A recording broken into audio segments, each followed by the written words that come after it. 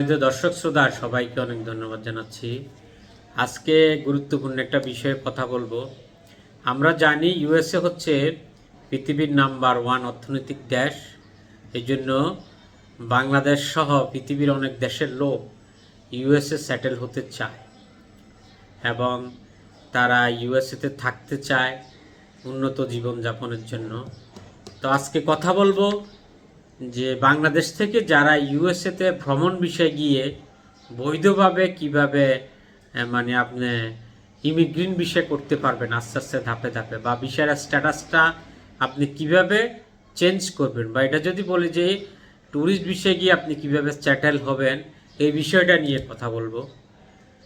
তো ইউএসএতে যে ভ্রমণ বিষয় বাংলাদেশ থেকে যায় ওইটাকে বলা হচ্ছে B1 B2 ভিসা। এখন আমরা জানি যে এটা হচ্ছে 5 বছরের মাল্টিপল ভিসা। আপনি ইউএসএতে গিয়ে ওই ভিসার আন্ডারে গিয়ে আপনি 6 মাস আপনি একটানা থাকতে পারবেন। 6 মাস পরে আপনি আবার বাংলাদেশে ব্যাক করতে হবে। তো এখন আপনি যদি ওই ভিসার স্ট্যাটাস চেঞ্জ করতে চান, বা আপনি যদি এটাকে আস্তে আস্তে যদি আপনি ইমিগ্রেন্ট ভিসার দিকে নিয়ে যেতে চান, তাহলে আপনার কিছু মানে ধাপ অতিক্রম করতে হবে, কিছু পলিসি মেনটেন করতে হবে। এখন আপনি যদি এখানে এই ভিসার আন্ডারে যদি আপনি সেটেল হতে চান, তাহলে 4-5টা ওয়ে আছে আপনি সেটেল হওয়ার। এক আমি বলবো যে আপনি যদি ইউএসএতে গিয়ে যদি ইউএসএ কোনো সিটিজেনকে যদি বিয়ে করেন, নাম্বার 1, তাহলে সে যে তাকে যদি আপনি তাকে ইনভাইট করেন, মানে তাকে যদি আপনি ইউএসএর কোনো সিটিজেনকে বিয়ে করেন, তাহলে আপনি ওইভাবেও আপনি সেটেল হতে পারবেন। ওইভাবে তার বিয়ের পরে সে আপনাকে তার আন্ডারে ইনভাইট করবে, দেন আপনি ওই আপনার ওয়াইফের আন্ডারে আপনি লিগ্যাল হতে পারবেন, গ্রিন কার্ড হোল্ডার হতে পারবেন, দেন আপনি একটা পর্যায়ে গিয়ে সিটিজেন হতে পারবেন। আর 2 হচ্ছে যে আপনি যদি রাজনৈতিক আশ্রয় যদি প্রার্থনা করেন, এটা একটা ওয়ে। এখন এটা অনেকের যে গ্রাউন্ড থাকে, অনেকের থাকে না। আপনার যদি দেশে যদি ধর্মীয় বা রাজনৈতিকভাবে বৈষম্যের শিকার হন, যদি আপনার গ্রাউন্ড থাকে, তাহলে আপনি লয়ারের সাথে আলোচনা করে ওটা করতে পারেন।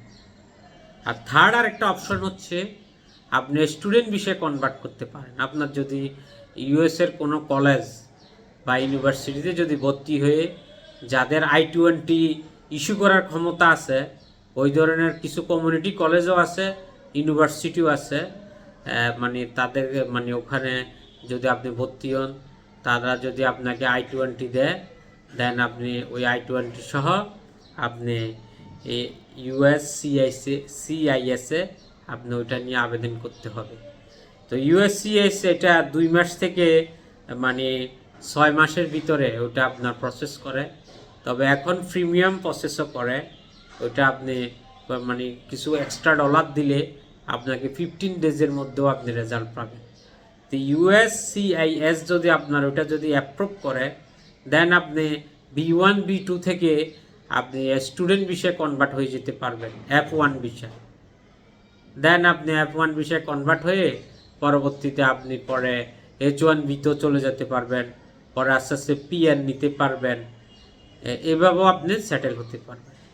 আরেকটা হচ্ছে যে আপনি যদি কোনো একটা মানে B1 B2 আন্ডারে যদি আপনি কোনো একটা জবের জন্য যদি আবেদন করেন, তখন ওই স্পন্সর কোম্পানি তখন আপনার জন্য ইউএসসিআইএসে আপনার জন্য আবেদন করবে, যে মানে তারা আপনার জবে স্পন্সর করেছে, এই জন্য ওয়ার্ক পারমিটের জন্য আবেদন করবে।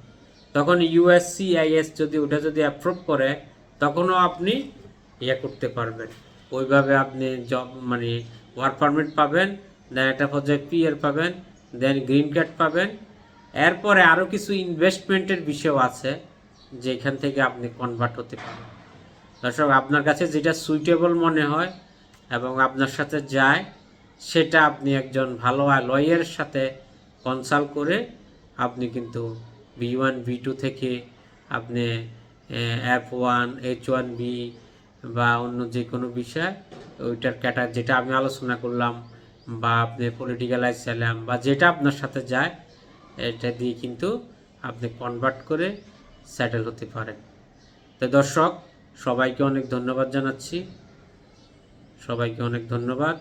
ইনশাল্লাহ অন্য একদিন আপনাদের সাথে অন্য কোনো বিষয় নিয়ে কথা বলবো। যদি আমাদের ভিডিও বা কোনো ইনফরমেশন যদি আপনার ভালো লাগে তাহলে চ্যানেলটা সাবস্ক্রাইব করে দিন, এবং কি আরও আমরা নতুন ভিডিও দিব সামনে। আশা করি আপনারা উপকৃত হবেন। ধন্যবাদ সবাইকে।